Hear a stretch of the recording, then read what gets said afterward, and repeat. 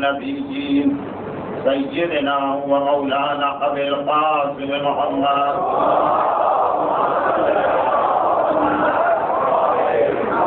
وآله وأهل بيته الطيبين الطاهرين المعصومين المظلومين المنتجبين الميامين لا سيما على الإمام المنتصر الثاني عشر اللهم عجل له الفرج ولعنة الله على أعدائهم أجمعين.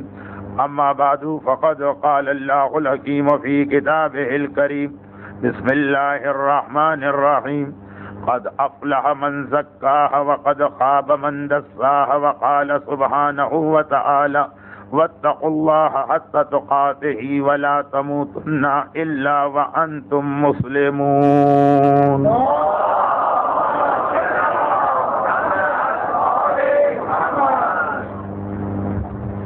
ساتھ قسمیں کھانے کے بعد پروردگار عالم اعلان فرما رہا ہے کہ دیکھو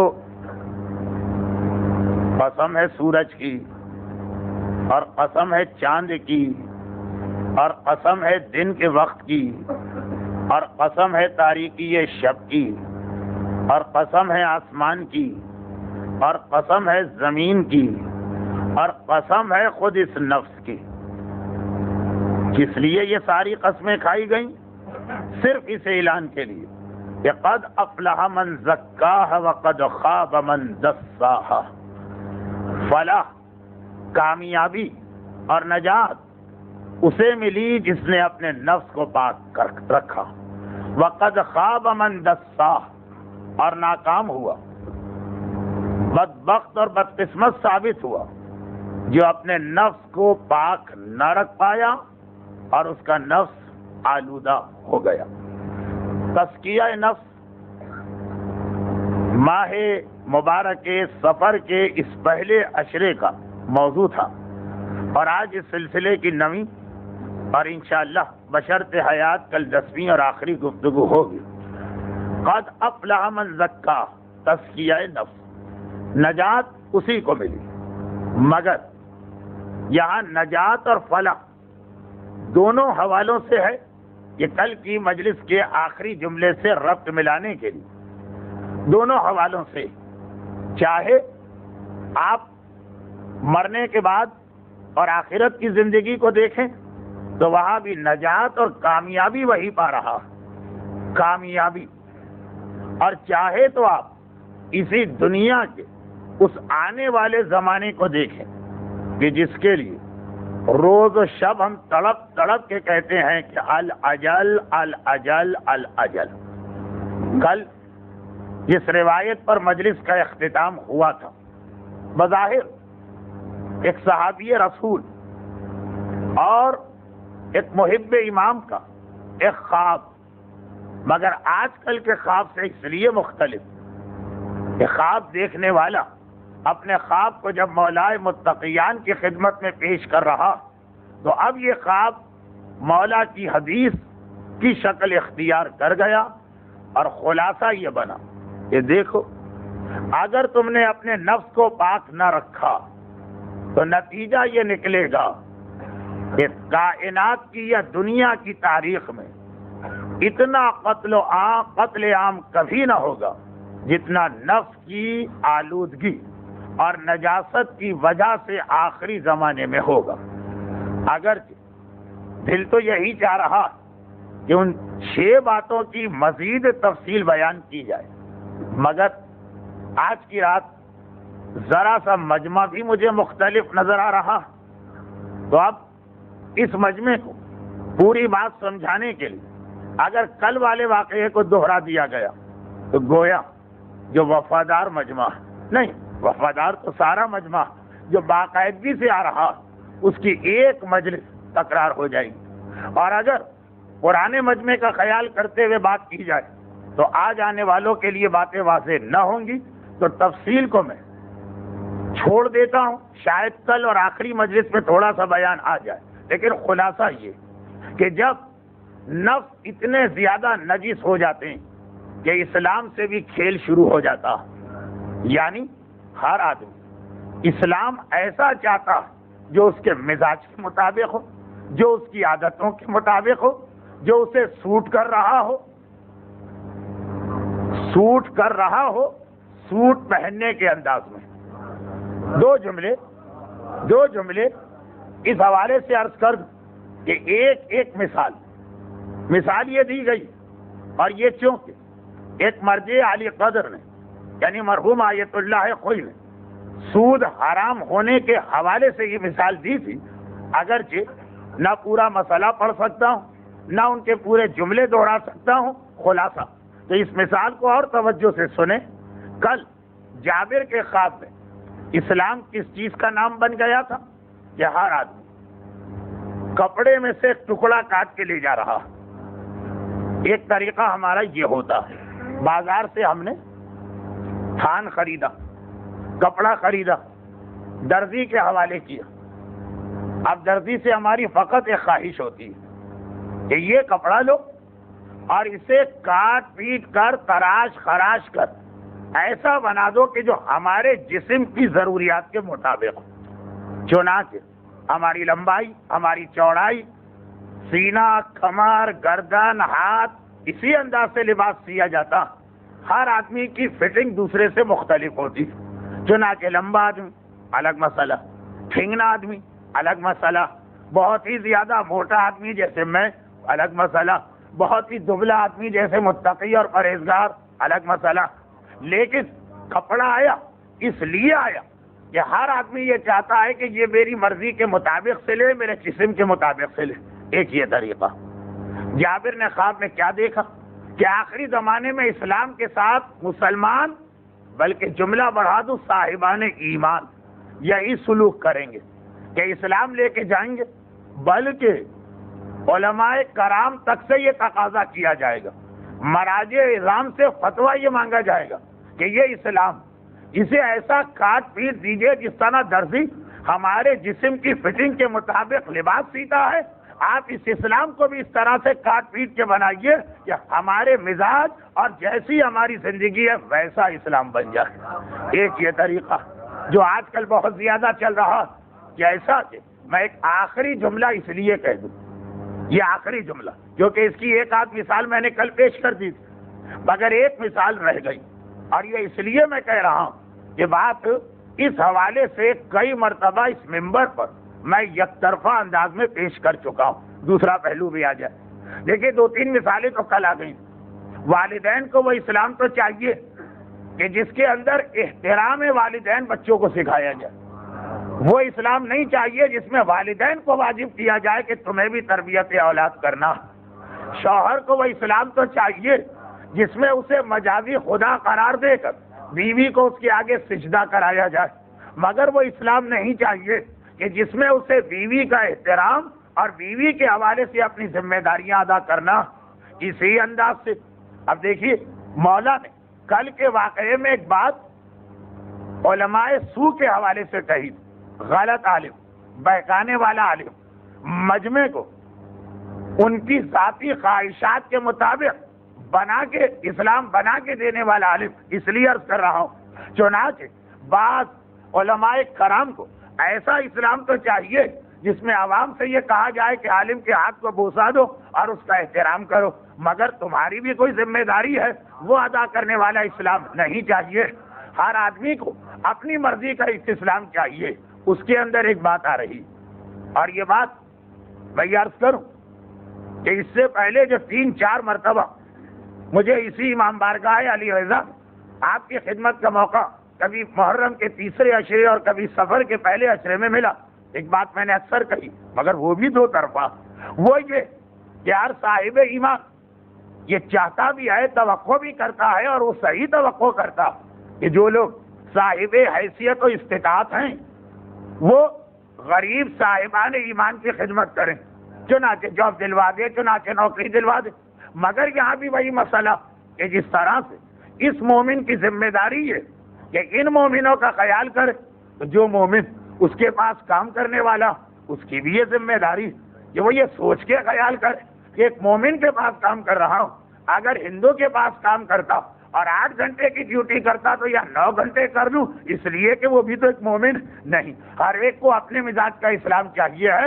لیکن خلاصہ یہ کہ اگر اسی مثال کو میں بڑھاتا گیا تو 1 گھنٹہ بھی کم ہے، اس لیے کہ ہر آدمی کے اوپر یہ مثال فٹ اتر رہی. مگر جابر سے اب جو کل کی مجلس میں ہیں وہ تو باقاعدہ اس مثال کا پس منظر سمجھ رہے ہیں، اور جو کل نہیں تھے وہ بھی بہرحال ایک سرسری سی صحیح، لیکن بات ان کے ذہن میں بیٹھ رہی ہے. تو ایک آخری جملہ کہہ دوں کہ ایک طرف یہ ہے کہ کپڑے کی طرح سے اسلام درزی کے پاس لے جا کر یہ توقع کرنا کہ ویسا اسلام مجھے سی کے دو جو میری فٹنگ کے مطابق، جبکہ مومن اور اسلام کا رشتہ پانی اور برتن کا رشتہ، کپڑے اور فٹنگ کا رشتہ نہیں ہے کہ یہ کپڑا ہے اور یہ میری پیمائش ہے اس کے مطابق، یہ رشتہ نہیں ہے. پانی اور برتن کا رشتہ، برتن کا نام ہے اسلام، پانی کا نام ہے مومن. پانی کی خاصیت یہ کہ جس جگہ جیسا برتن رکھا ہو، پانی برتن سے نہیں کہتا کہ میرے مطابق بنو، پانی اپنے آپ کو برتن کی شکل میں ڈھال لیتا. یہی پانی گلاس میں ڈالے اس کی شکل گلاس جیسی ہوگی، یہی پانی لوٹے میں جائے گا شکل لوٹے جیسی ہوگی، یہی پانی ٹنکی میں جائے گا اس کی شکل ٹنکی جیسی ہوگی. جتنا بھی جہاں بھی لے جائیں، جس وقت جس جگہ جیسا برتن ہے پانی ویسا بنتا جائے گا. جس جگہ اسلام کے جو تقاضے ہیں، جہاں پہ جو واجب ہے، جہاں پہ جو حرام ہے، یعنی جب بیٹا تھا تو واجبات کچھ اور تھے، جب باپ بنا اس کے واجبات کچھ اور ہو گئے، جب کنوارا یا غیر شادی شدہ تھا واجبات کچھ اور تھے، شادی شدہ ہو گیا واجبات کچھ اور ہو گئے، جب بے روزگار تھا واجبات کچھ اور تھے، جب برسر روزگار ہو گیا واجبات کچھ اور ہو گئے، گاؤں میں رہنے والا تھا حالات کے اعتبار سے وہاں کی ذمہ داریاں کچھ اور تھی، شہر میں آ گیا حالات کے اعتبار سے ذمہ داریاں بدل گئیں، اسلامی دنیا میں رہا ذمہ داریاں کچھ اور تھیں، کافر ملک میں چلا گیا ذمہ داریاں کچھ اور ہو گئی. تو ایک توقع، ایک ڈیمانڈ، ایک تقاضا تو یہ ہے کہ اے صاحبان علم، مومن کہہ رہا کہ میں جہاں جہاں جس حالت میں ہوں اسلام ویسا بنا کے دیجیے. اور ایک تقاضا وہ ہے جو اللہ بندے سے کر رہا ہے، جہاں جا رہے جس حالت میں جا رہے جیسا اسلام کا ہے ویسا اپنے آپ کو بناتے چلے جائیں. اور آخری زمانے میں جابر کا لفظ مولا کی وضاحت کہ آخری زمانے میں مومن یہ دوسرا والا سبق اور اصلی مثال بھول جائے گا. اور حالت یہ ہوگی کہ اسلام بھی ہر ایک کو اپنی پسند کا چاہیے، وفاداری اٹھ جائے گی، امانت ختم ہو کے رہ جائے گی، علماء سو کی کثرت ہوگی، صاحبان دولت غریب کا حق بھی دیں گے تو اسے ذلیل کر کے، اس کی توہین کر کے، اسے اپنے دروازے پہ چکر لگوا کے. کیفیت یہ ہوگی کہ صاحبان اقتدار اگر ٹیکس بھی لگائیں گے تو انہیں پر کہ جو بیچارے پہلے ہی اتنے خستہ اور کمزور ہیں جیسی وہ گائے جس کی تفصیل آئی تھی. اور حالت یہ ہوگی کہ مومن کو پیسہ کمانے کی ایسی دھن سوار ہوگی کہ نہ حلال کا خیال کرے گا، نہ حرام کا خیال کرے گا، نہ جائز کا لحاظ رکھے گا، نہ ناجائز سے ڈرے گا. وہی 2 منہ والا جانور. یہ ساری باتیں آئیں. جب ماحول ایسا بن جائے کہ اسلام مذاق ہو جائے، عالم فاسق ہو جائے، پیسہ کمانے میں حلال و حرام کا امتیاز اٹھا دیا جائے، صاحبان دولت اپنے آپ کو فرعون و نمرود و شداد سے کم نہ سمجھے، تو نتیجہ کیا؟ آخرت کی بات چھوڑیے، یوں نہ چھوڑیے، لیکن فی الحال کے موضوع کے تحت آخرت کی بات چھوڑیے، دنیا میں انجام یہ ہوگا. جملہ پہلے سے کہہ دوں، کیا چاہیے یہ انجام؟ کیا واقعاً ہم اسی کا انتظار کر رہے ہیں؟ دنیا میں انجام یہ ہوگا، ملک الموت مشین کی تیزی سے دنیا میں اس کثرت سے لوگوں کی روحیں قبض کرے گا. کل ایک مثال آپ نے سنی، وہ نہیں دہرا رہا ہوں، حدیث کا جملہ، صادق آل محمد امام جعفر صادق علیہ الصلاۃ والسلام ارشاد فرما دے کہ آخری زمانے میں میرے بیٹے کے ظاہر ہونے سے پہلے 2 موتیں آئیں گی. ایک کا نام امام، خود امام نے کہا الموت الاحمر۔ پاکستان، ہندوستان، افغانستان، خشک سالی، قحط، مختلف قسم کے سمندری طوفان، قسم قسم کی قدرتی آفات اور روایت۔ فرمایا ایک سرخ موت اور ایک سفید موت۔ یہ موضوع اس سال کا نہیں، یہ آئندہ سال کا موضوع ہوگا انشاءاللہ، اگر زندگی رہی۔ صرف ایک حدیث پڑھ کے اپنے تزکیہ نفس کے عنوان کو مزید آگے بڑھاتا ہوں۔ کہا سرخ موت، سفید موت، اور دونوں موتوں کے نتیجے میں 1/3 اور 1/3 دنیا ماری جائے گی، باقی 1/3 میں میرا بیٹا آئے گا۔ یعنی اگر کسی کے خاندان میں 10 آدمی تو 7 مریں گے، 3 بچیں گے، تو وہ امام کا استقبال کریں گے۔ اور سرخ موت کسے کہا؟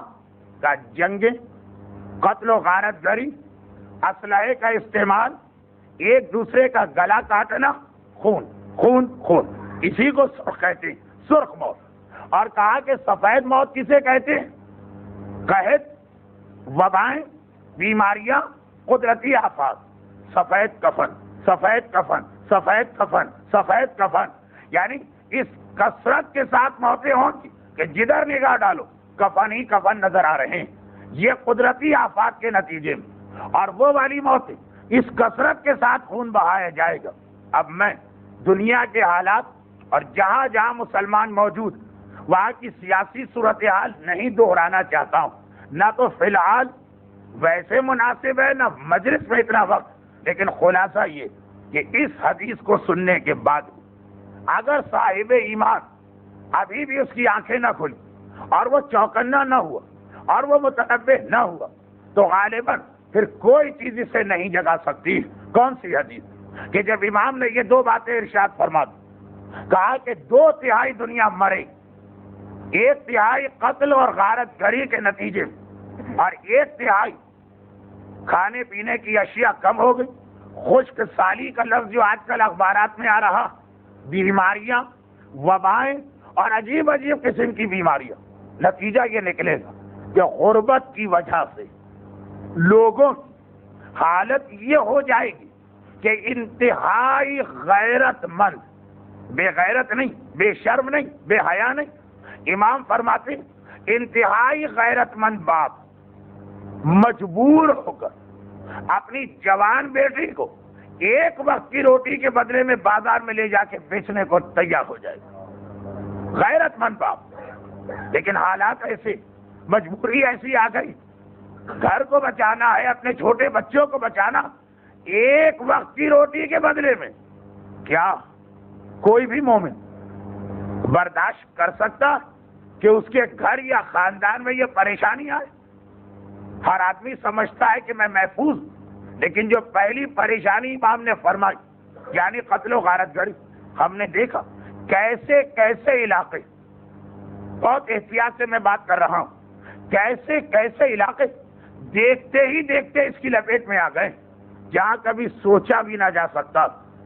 رات کے 2 بجے بھی نکل جائیے ان علاقوں میں، ان شہروں میں، تو کوئی ڈر اور خوف نہیں۔ اور آج دن کے 12 بجے گھر سے نکلتے ہوئے آدمی کا دل ہر وقت گھبراتا ہے، کانپتا ہے، تھر تھراتا۔ رات کے 2 بجے چلے جاؤ، گھر والوں کو بھی فکر نہیں۔ اور آج صبح نوکری میں جانے کے لیے 9 بجے گھر کا دروازہ کھولو، اور جب تک کہ شام کو واپس نہ ہو، گھر کا ہر فرد خصوصاً خواتین ہر وقت پریشانی کے عالم میں بیٹھ کے دیکھتے ہی دیکھتے۔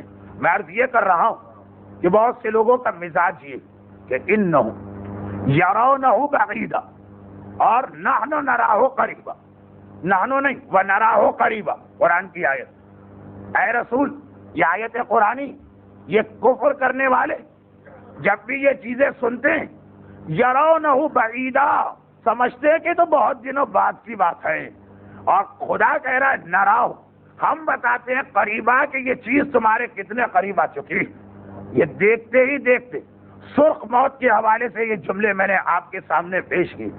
مجھے یہ بتانے کی ضرورت نہیں کہ اس مجمع میں آدھے کے قریب مومنین کرام ان علاقوں سے تعلق رکھتے ہیں جہاں کی کہانی میں سنا رہا ہوں، اور یہ دیکھتے ہی دیکھتے ہوا تو کیا نعوذ باللہ، یہ تو پھر بھی برداشت ہے، کیا نعوذ باللہ ہم اس حدیث کے دوسرے حصے کا انتظار کر رہے ہیں کہ ایسا وقت آ جائے کہ غیرت مند باپ کو ایک وقت کی روٹی کے بدلے اپنی جوان بیٹیاں بازار میں بیچنا پڑے؟ نہیں۔ اب اس سے بچنے کا طریقہ کیا؟ اس سے بچنے کا طریقہ کیا؟ دو جملے کہہ رہا ہوں، اگرچہ یہ جملے وضاحت چاہتے ہیں لیکن آج نہیں، موقع ملا تو آخری مجلس میں ورنہ آئندہ صاحب۔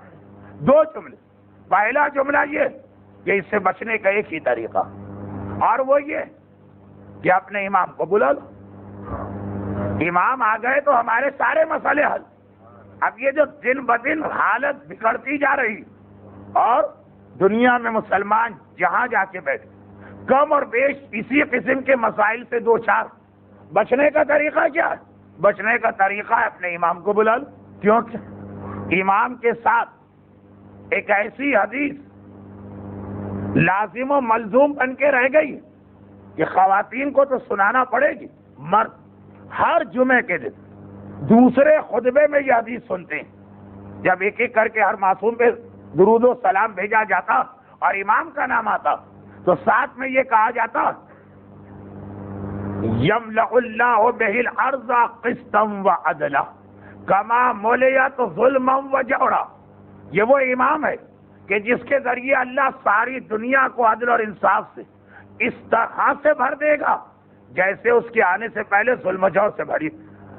مسئلے کا حل ہر جمعے کے دن آپ کو خطبے میں سنایا جاتا۔ خطبہ جمعہ میری مجلس بھی نہیں ہے کہ آپ گھڑیاں دیکھتے ہو کہ بھائی کتنے جلدی ختم ہو رہا۔ خطبہ جمعہ آدمی توجہ سے سنتا، بلکہ بعض مراجع کے نزدیک تو اسے سننا واجب بھی ہے۔ ہر جمعے کو آپ کو یہ بتایا جا رہا کیا چیز؟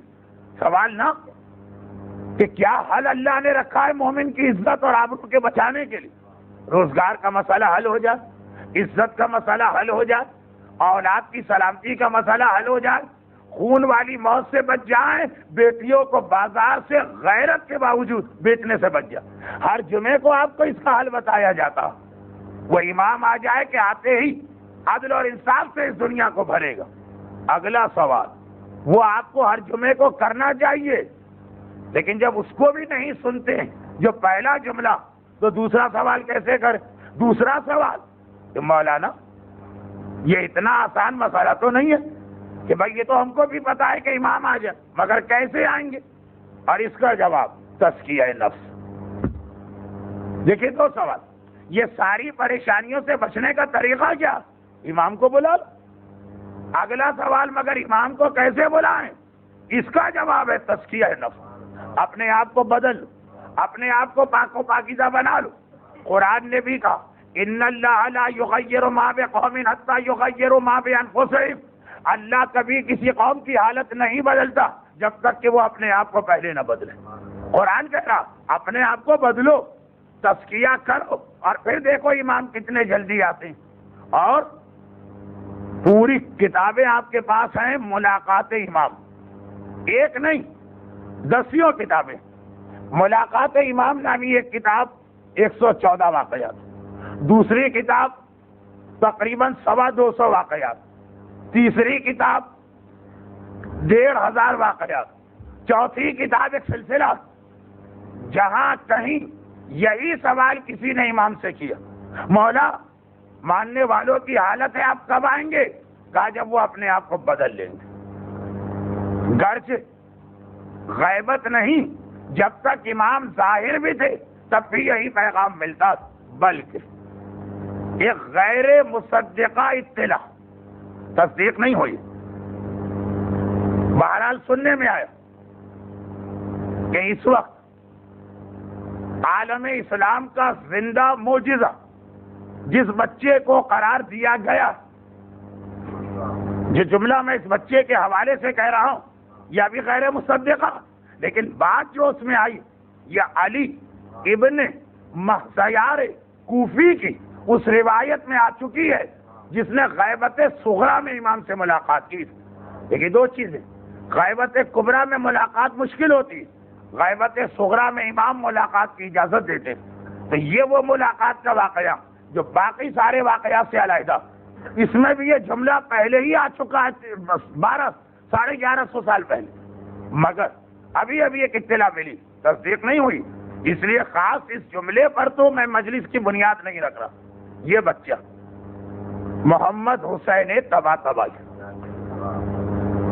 جس کے بارے میں اب ہر شخص، مرد، عورتیں، بوڑھے، بچے، عالم، جاہل بخوبی آگاہ، اور عالم اسلام متفقہ طور پہ ایک جملہ کہتا کہ اگر آج عالم کفر ہم سے یہ کہے کہ اسلام کو کسی زندہ معجزے سے ثابت کرو تو ہم اسی کو پیش کریں گے۔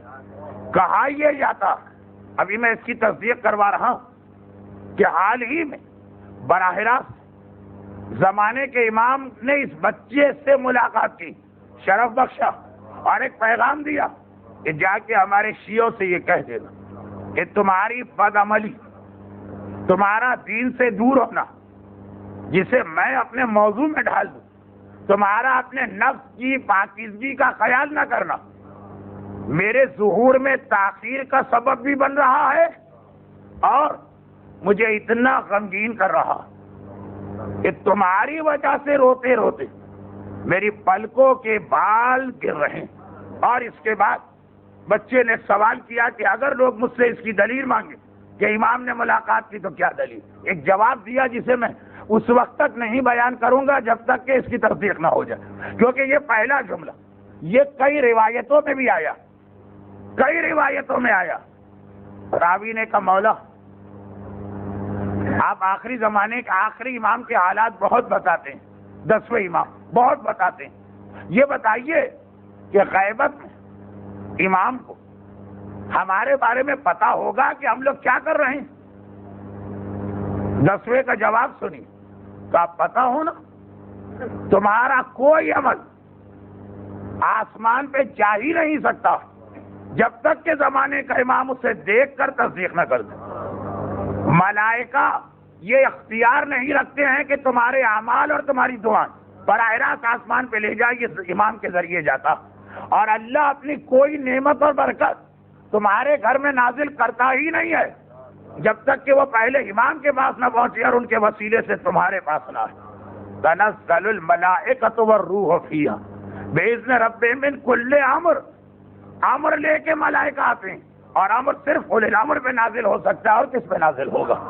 دونوں طرف، وہاں سے جو آتا ہے امام کے ذریعے، تم جو عمل کرتے ہو وہ بھی امام کے سامنے پہلے جاتا۔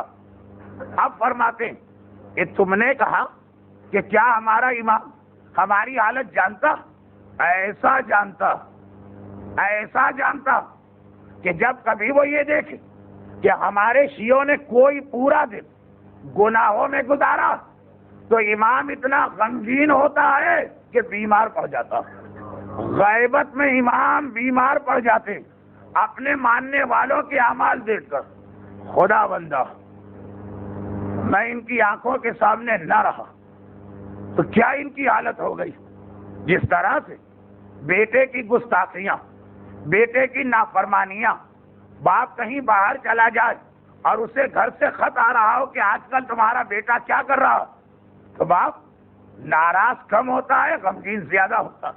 جس علاقے کے اندر مثلا خدا نہ کرے، بطور مثال عرض کر رہا ہوں کہ آپ میں سے کچھ ایسے لوگ جن کی اولاد وطن میں، جن کے گھر والے وطن میں، فیملی وہاں یا اکیلے یہاں، اگر وہاں سے خط آتے رہے، ہر چیز صاف، ہر چیز صحیح چل رہی، کوئی پریشانی نہیں، آپ بھی یہاں اطمینان سے بیٹھیں، اور اگر خط آتا رہے کہ آج بڑے بیٹے نے یہ کر دیا، چھوٹے بیٹے نے یہ کر دیا، اولاد اس طرح سے غلط راستے پہ جا رہی، تو آپ یہاں بیٹھ کر نہ تو اس پوزیشن میں ہے کہ اس کو بلا سکے، نہ اس حالت میں ہے کہ خود سب چھوڑ چھاڑ کے وہاں جا سکے۔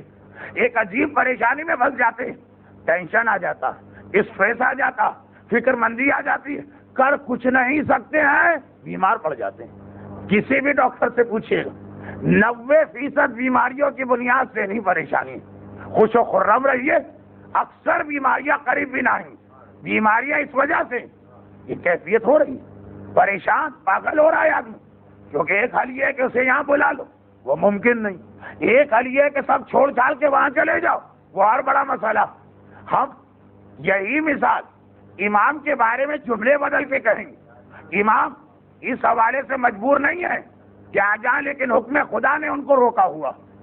امام کبھی بے بس نہیں ہوتا، امام کبھی بے کس نہیں ہوتا، حتیٰ یہ کہ بازار کوفہ و شام میں بھی سجاد کو بے کس و بے بس نہ سمجھنا، ایک اشارہ کرتا تو قیامت وہیں بپا ہو جاتی۔ وہ حکم خدا سے خاموش ہے، وہ حکم خدا سے مجبور ہے، تو اب امام حکم خدا کی وجہ سے خاموش ہے، لیکن جب اپنے ماننے والوں کی بدعملی دیکھتے، یہ حدیث کا جملہ، یہ 10ویں امام کا جملہ، اور یہ علی ابن مہذیار کوفی نے غیبت صغریٰ میں ملاقات کی تو اس کا جملہ کہ امام نے مجھ سے یہی کہا، اور یہ اس بچے کا جملہ جس سے امام نے غیبت کبریٰ میں ملاقات کی، غیبت کبریٰ میں پیغام دیا، غیبت صغریٰ میں پیغام دیا، جب تک امام ظاہر سے پیغام دیا، جملہ یہ تھا کہ بیمار پڑ جاتا ہے امام اپنے ماننے والوں کی حالت کو دیکھ کر، تزکیہ نفس، نفس کو پاک کرو۔ یہ آخرت کے لیے تو جو ہے وہ میں نے تقریباً 7 دن مجلس پڑھی، مگر کل اور آج کی ابھی تک کی آدھی مجلس خالی آخرت ہی نہیں، اپنے امام کو خوش کرنے کے لیے بھی، اپنے امام کو راضی کرنے کے لیے بھی تزکیہ نفس اتنا اہم مسئلہ بنا۔ غور کریں، ہمارا کچھ دیر گانا سن لینا، ہمارا کچھ دیر حرام کام کر دینا، ہمارا اپنی نمازیں قضا کر دینا، ہمارا واجبات شرعیہ کو روک کے بیٹھ جانا، یعنی نہ خمس، نہ فطرہ، نہ زکوٰۃ، نہ رد مظالم، نہ قرضے کی واپسی، ہمارا ان سیر و تفریح میں لگ جانا کہ ہم نے تو کہا کہ بھائی جسٹ فار انجوائمنٹ، مگر امام اتنے غمگین کہ بیمار پڑے جا رہے ہیں، تو تزکیہ نفس پروردگار کے حوالے سے بھی ایک ذمہ داری، اور تزکیہ نفس آپ کے امام کے حوالے سے بھی آپ کی اور ہماری ذمہ داری ہے۔ یہاں سے اب بات ذرا سی آگے بڑھی، اور وہ یہ کہ اسی حوالے سے ایک بات سن لیجیے، تزکیہ نفس کی ضرورت سب کو ہے، لیکن 2 گروہ ایسے ہیں عالم اسلام میں جنہیں زیادہ، جیسے صفائی ستھرائی، صاف رہنا، کلین رہنا، یہ ہر ایک کے لیے لازم ہے، عام زندگی کی بات کر رہا ہوں، مگر جو آدمی دوسروں کو کھانا پکا کے دیتا اس کے لیے زیادہ سخت قوانین ہوتے ہیں۔ میں مہذب دنیا کے، مغربی دنیا کے پڑھے لکھے ماحول کی بات کر رہا ہوں۔ ہر آدمی کی ذمہ داری ہے کہ صاف ستھرا رہے، بیماریاں پھیلتی، لیکن جو آدمی کسی ہوٹل کے مطبخ یا کچن میں کام کرتا، دنیا کے ہر پڑھے لکھے اور مہذب معاشرے میں اس سے کہا جاتا ہے تمہیں زیادہ صفائی چاہیے، اور اسی کی خاطر وہ اتنی صفائی مانگ لیتے ہیں جو اسلام میں حرام ہو جاتی ہے۔ صفائی بہت بڑھتے بڑھتے حرام ہو جاتی ہے۔ کیسے؟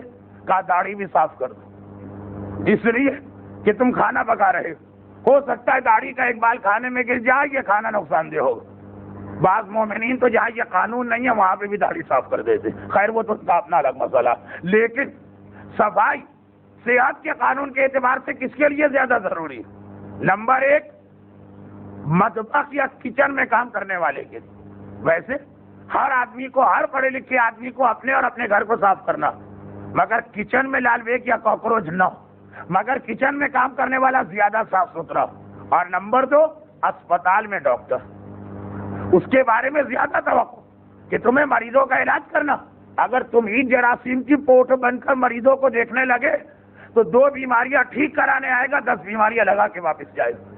دیکھیے ہر ایک کے لیے ضروری ہے، لیکن یہ 2 گروہ ایسے زیادہ ضروری، یہ تو ہی دنیا کی مثال۔ دین کے اعتبار سے تزکیہ نفس آخری منزل پہ آ گیا میرا موضوع، کچھ آج کچھ کل، بس سب کے لیے تزکیہ نفس ضروری، نہ بچہ اس سے بری و ذمہ، نہ جوان اس سے بری و ذمہ، نہ بوڑھا اس سے بری و ذمہ، نہ تاجر اس سے بری و ذمہ، نہ ایک عام مسلمان، وہ کل والا واقعہ، لیکن 2 کی ذمہ داری زیادہ۔ نمبر 1 علماء، تمہیں تو دوسروں کو صاف کرنا یعنی تزکیہ کرنا، تمہاری تو ذمہ داری ڈاکٹر جیسی ہے۔ ایسا نہ ہو تم خود اتنے گندے ہو کہ لوگ تمہارے پاس آئیں اپنی اصلاح کے لیے، تم کو دیکھ کر تو 4 اور گناہ دے کے چلے جائیں۔ لیکن یہ موضوع صاحبان ایمان کے لیے کم ہے ضرور، تاکہ آپ کو پتا چلے کہ گندا ڈاکٹر کون ہے اور صاف ستھرا ڈاکٹر کون، اسی سے علاج کرائیے جو خود بھی ان اصولوں پہ عمل کر رہا۔ لیکن دوسرا گروہ ہم میں سے ہر ایک کے لیے متقی بننا، میں لفظ بدل بدل کے بات کر رہا ہوں لیکن سب کا مفہوم تزکیہ. ہر ایک کو متقی بننا، ہر ایک کو پرہیزگار بننا، ہر ایک کو اپنا نفس پاک کرنا، ہر ایک کو امامت کے بتائے ہوئے سٹینڈرڈ پر پورا اترنا. مگر دوسرا گروہ عورتوں کا، ان کی ذمہ داری زیادہ، اس لیے کہ عام حالات میں ایک بہت مشہور عالم، نام نہیں لینا چاہتا، بہت مشہور عالم، واقعے کا تعلق عالم کے نام سے نہیں، پیغام اپنی جگہ پہ بغیر نام کے واضح، شہر کی گلیوں سے گزر رہے ہیں، شہر کا نام بھی نہیں لینا چاہتا ہوں ورنہ اشارہ مل سکتا، جہاں ضروری ہو نام وہاں ضروری، یہاں نام نہیں پیغام. جا رہے، بارش ہو رہی، زمین میں پھسلن بہت زیادہ، چنانچہ انہوں نے دیکھا کہ سامنے سے ایک 8-9 سال کا بچہ چلا رہا. ایک مرتبہ کہا میاں صاحبزادے بارش ہے، کیچڑ ہو گئی ہے، زمین میں پھسلن ہے، کہا احتیاط سے سنبھل کے چلنا، ذرا تم نے لاپرواہی کی تو گر جاؤ گے، پھسل جاؤ گے. اب پلٹ کے اس نے ایک جواب دیا جو عام حالت میں تو شاید سمجھ میں بھی نہ آئے، سمجھانا پڑے گا. پلٹ کے یہ کہا کہ اے بزرگوار، میں اگر پھسل کے گرا تو زیادہ بڑا خطرہ نہیں ہے، آپ سنبھل کے چلیے، اگر آپ پھسل کے گرے تو پوری قوم پھسل کے گر جائے گی. یہ بارش کے پھسلنے کی بات نہیں. عالم کہاں پھسلے کہ وہ اگر پھسل کے گرا تو اکیلا اپنا نقصان نہیں کیا، ساری قوم کا نقصان کیا. قاضی شرح کے قدم پھسل تو گئے تھے نا. عباسی حکمرانوں نے جو چند امام بنا بنا کے بٹھائے تھے چھٹے کے سامنے، قدم پھسل تو گئے تھے نا. دیکھیں بچے نے معرفت کی بات کی کہ ایک عام آدمی اگر پھسل کے گرے اس کا اپنا نقصان، سر ٹوٹے گا، پیر ٹوٹے گا، ہڈی ٹوٹے گی، اپنا ہی نقصان. لیکن دو گروہ ایسے، ایک علماء کا کہ اگر وہ پھسل کے گرے تو خالی ان کا نقصان نہیں ہے، یہاں مطلب وہی تزکیہ نفس کے حوالے سے، اور دوسرا خواتین. کیوں؟ اس لیے کہ مرد پھر بھی اسلام میں ایک اعتبار سے اکیلا، اور اولاد کی بنیادی ذمہ داری عورت پہ آتی. عورت نے اگر گانا سنا تو اس کا گانا فقط اس تک نہیں ہے، اس کا گانا نسلاً بعد نسل اولاد میں منتقل ہو رہا. میں یہ نہیں کہہ رہا کہ عورت جو ہے اسے اسلام نے حقیر یا ذلیل سمجھا. جو جملہ میں نے کہا اس سے عورت کی عظمت کا اندازہ کرے. عالم کے برابر اسٹیٹس دیا ہے. عالم کی کیا عظمت، عالم کا کیا رتبہ ہے اگر صحیح عورت کے رتبے کو بتایا جا رہا. دیکھیے معمولی پڑھا لکھا آدمی اسے کسی کمپنی کا مینیجنگ ڈائریکٹر یا چیئرمین نہیں بنایا جاتا، اسے تو کلرک کا کام دیا جاتا. جتنا بڑا عہدہ دیا جا رہا وہ دلیل ہے اس بات کی کہ اسے اتنا بڑا اور اتنا قابل سمجھا گیا ہے. عالم کے بعد معاشرے میں عورت کی اہمیت کو سب سے زیادہ واضح کیا گیا. ایک سوال سن لیجیے، یہ بھی میں اس لیے کہہ رہا ہوں کہ میرے موضوع سے ہٹ کے بات نہیں ہو رہی، لیکن ایک جملہ سمجھانے کے لیے. تزکیہ نفس 3-4 مجالس آئیں، علم اور جہالت. علم نفس کو پاک کرتا ہے، جہالت نفس کو نہلاتی ہے اور پھر نچوڑتی بھی. تو نہانے سے تو نہیں مرتا، نچوڑنے سے مر جاتا. ساری چیزیں پرانی. اسی کے حوالے سے ایک بات دیکھیں، میرے پاس چند سوالات آئے ہوئے، وقت بہت کم تھا آج تو، خصوصاً شہادت کی مجلس، اس لیے میں نے ان کا جواب نہیں دی. لیکن ایک کا جواب جو کہ موضوع بن گیا. لکھا ہے کہ مولانا ہم نے سنا ہے کہ آپ نے دبئی میں یہ اعلان کیا کہ معصوم 14 نہیں ہے، معصوم 27 ہے. تو یہ کیسے 27 ہو گئے؟ مجھے یاد ہے. اچھا میں یہ نہیں کہہ رہا ہوں کہ بالکل غلط کہا گیا، مجھے یاد ہے کہ میں نے ایک ایسا جملہ حسینیہ زہرا میں بھی پڑھا تھا اور قصیص کے امام باڑے میں بھی، جس سے یہ جملہ بن گیا، جسے اردو میں کہتے پر کا کوا بنا لینا. دیکھیے سنی سنائی بات اب وہاں سے چلی نا تو کتنا فاصلہ ہے دبئی اور شارجہ میں، بات کہیں کی کہیں پہنچ گئی. 27 معصوم. نہ میں اتنا احمق ہوں، نہ اتنا بدھو ہوں، نہ پاگل ہوں، نہ دیوانہ ہوں، نہ سڑی ہوں کہ یہ دعویٰ کر دوں کہ ہمارے پاس 27 معصوم. ہمارے یہاں 14 معصوم کے حوالے سے اتنی احتیاط کہ بعض ایسی شخصیتیں ہیں کہ دل تڑپتا ہے انہیں معصوم کو، پابندی آ گئی کہ نہیں معصوم 14 انہیں محفوظ عن الخطا کہو. زینب صغرا کا نام آتا ہے، عباس علمدار کا نام آتا ہے، علی اکبر کا نام آتا ہے. دل تڑپتا ہے کہ انہیں بھی معصوم کہو اور 14 کی عدد کو آگے بڑھاؤ، مگر نہیں کہا یہ معصوم سے کم نہیں ہے مگر لفظ ان کے لیے محفوظ. اور ہمارے یہاں یعنی شہر لکھنؤ میں ہمارے علماء اتنی احتیاط کرتے تھے کہ جناب معصومہ قم کو اس حوالے سے معصومہ نہیں کہا جاتا، مگر کہتے کہ پھر بھی اگر یہ لفظ نہ استعمال کرو تو زیادہ مناسب. شرعن کوئی قباحت نہیں، کسی کے ذہن میں بھی وہ حوالہ نہیں، لیکن ایسے حالات میں اتنی بڑی بات کہ میں نے معصوم 27 کر دی. ہاں بات کیا ہوئی؟ یہی عورت کی بات آ گئی نہیں تو میں نے عرض کیا تھا کہ ہمارے یہاں 2 سلسلے، ایک سلسلہ ہے 14 معصوم کا جو اولنا محمد سے آخرنا محمد کی منزل پر ہے، 14 معصوم بچہ بھی ہمارا جانتا. مگر ایک اور سلسلہ اس میں بھی توجہ دینا چاہیے. یہ سلسلہ کیا؟ اس کے اندر 13 نام ہے، وہ 14 یہ 13. کون سے 13 نام؟ حضرت آمنہ، اب خالی ابھی نام سن لیجیے. حضرت آمنہ، جناب فاطمہ بنت اسد، سیدہ طاہرہ، جناب فاطمہ بنت حسن مجتبی، جناب شہر بانو، جناب ام فروہ جو ان قاسم کی بیٹی ہے جو محمد ابن ابی بکر کے بیٹے ہیں، جناب ام حمیدہ، جناب نجمہ، جناب سبیکہ، جناب سمانہ، جناب حدیثہ، جناب نرجس خاتون. یہ 13 نام بنے. آمنہ سے سلسلہ شروع ہوا، نرجس پہ جا کے یہ سلسلہ مکمل ہوا. کون سا یہ سلسلہ؟ پیغمبر کی والدہ جناب آمنہ، مولائے متقیان کی والدہ فاطمہ بنت اسد، شہزادی کی والدہ جناب خدیجہ طاہرہ، حسنین کی والدہ جناب سیدہ، چوتھے امام کی والدہ جناب شہر بانو، پانچویں امام کی والدہ فاطمہ بنت حسن مجتبی، چھٹے امام کی والدہ ام فروہ بنت قاسم بن محمد بن ابی بکر، ساتویں امام کی والدہ ام حمیدہ بربریہ، آٹھویں امام کی والدہ نجمہ خاتون، نویں امام کی والدہ سبیکہ خاتون، 10ویں امام کی والدہ سمانہ خاتون، 11ویں امام کی والدہ حدیثہ خاتون، زمانے کے امام کی والدہ نرجس خاتون.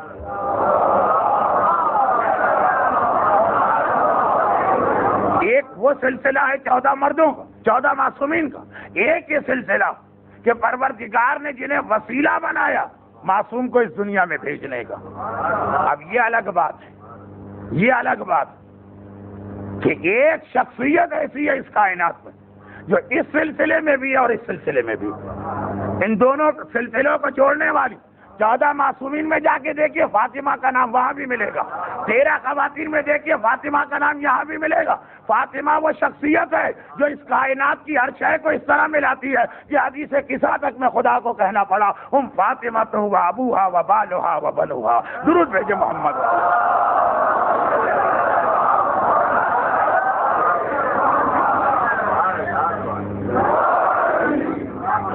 14 کا سلسلہ یہ ہے، مگر پروردگار نے یہ 14 براہ راست اس دنیا میں نہیں اتارے، جبکہ وہ قدرت رکھتا جنہیں وسیلہ بنایا.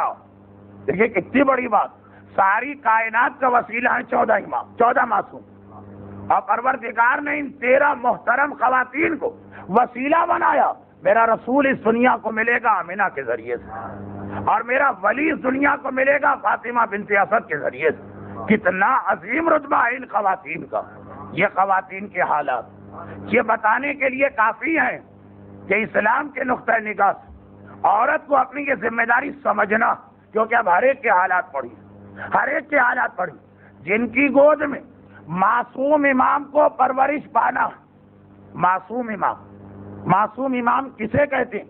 جو نہ ماں کی تربیت کا محتاج ہوتا ہے نہ باپ کی تربیت کا.